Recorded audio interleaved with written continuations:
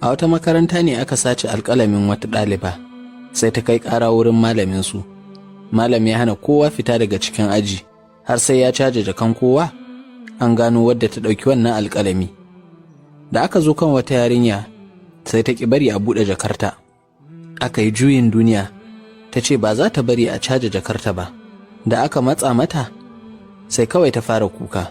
'Yan aji duk sun ɗauka ita ta yi satar nan, saboda haka aka je ofishin shugaban makaranta. Da suka zo hedimasta ya tambaye ta, me yasa kika yi sata? Sai ta ce idan kowa ya fita zan gaya maka. Hedimasta ya yi umarni kowa ya fita, aka bar su biyu a cikin ofis. Ko da suka fita sai ta buɗe masa jakarta.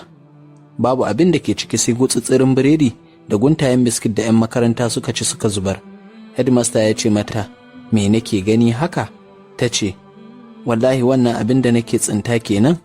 A kullum idan na je gida mu ci da mahaifiyata da ƙannena, domin mahaifinmu ya rasu. Ba mu da kowa sai Allah. Shi ne na ji kunya a buɗe wannan jakar a cikin aji, abokaina su yi min dariya.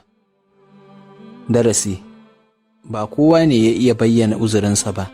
Ka kyautata ma mutane zato, sanin gaskiyar mutum